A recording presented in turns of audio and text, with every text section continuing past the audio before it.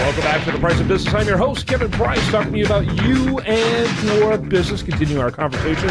Chris Kidd, he is a financial guru around here. ChrisKidd.com. That's Kidd. That's his website. We love having him on the program, and he always brings interesting guests for us. Today is really interesting.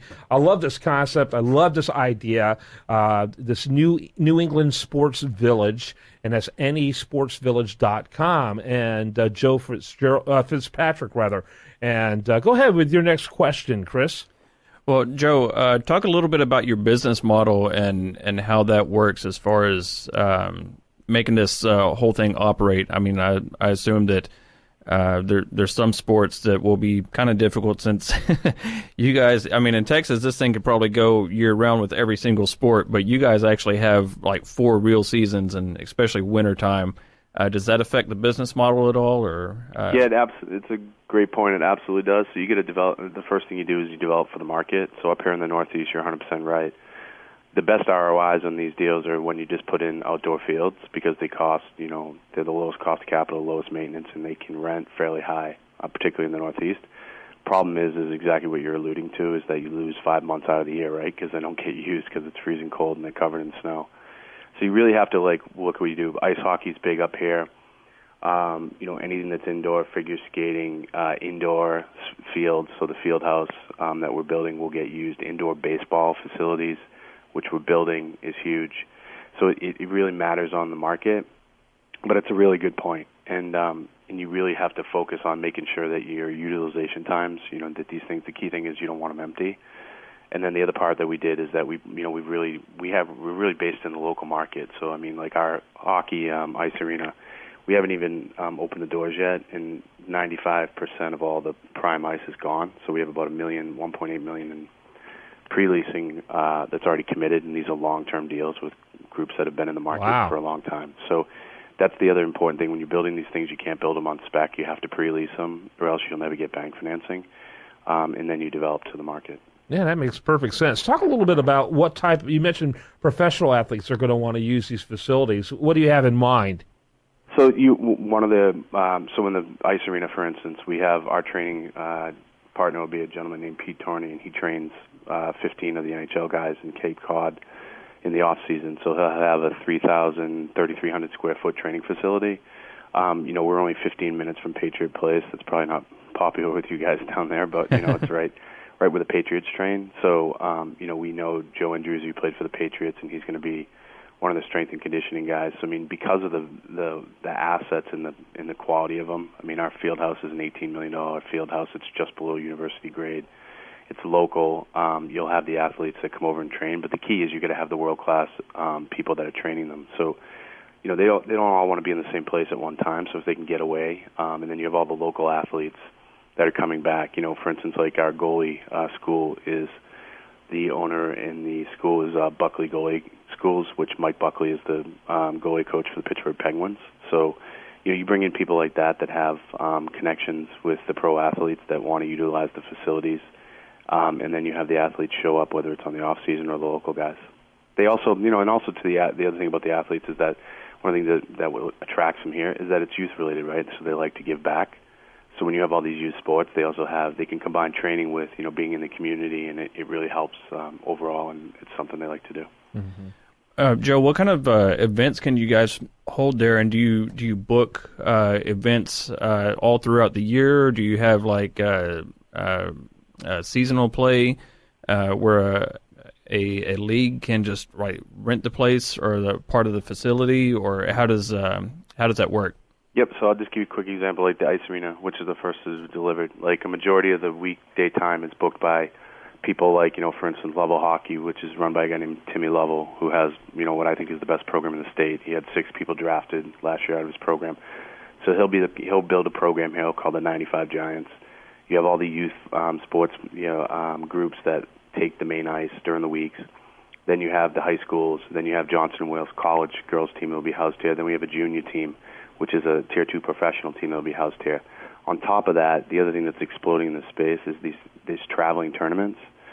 So the fact that we have a hotel on site and we have 2.5 sheets of ice, we'll host, between the aquatics for swim meets in the ice arena, we'll have 27 weekends a year where we have tournaments because people love to come. They love to stay in the hotel. This is a big, big business, and I think a lot of it, again, has to do with technology where people are more connected.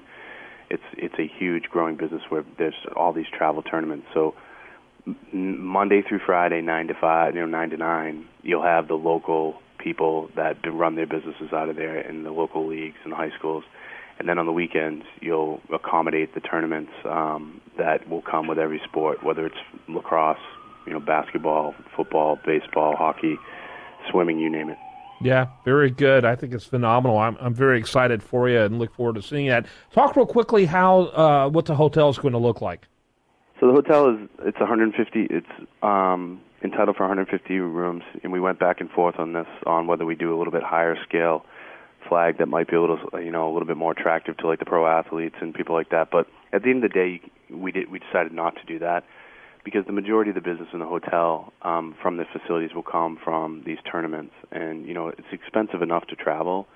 So we're going to do a limited service, most likely a Fairfield Inn flag, that allows us to keep the price point down so that we won't price ourselves out of the market and price families out of the market. But what's really great about it is it sits literally 20 yards above. There's a footpath that goes from the parking lot between the ice arena and the aquatic center. It goes right up to the hotel. So we'll also use it for business travelers. There's a pretty good business market around here. So during the week, you'll have your business travelers there. And the cool part about that is that they can also utilize the amenities. So when they come into the hotel, we'll give them a pass to use the aquatic center. And how many hotels can you go to and swim in a 50-meter Olympic pool, right? So, and there's they'll have access to the field house and the wellness center. So I think there's a lot of cross synergies that work back and forth. But you definitely have to do a affordable hotel. And the limited service flags nowadays are so nice that people don't mind them and they like them.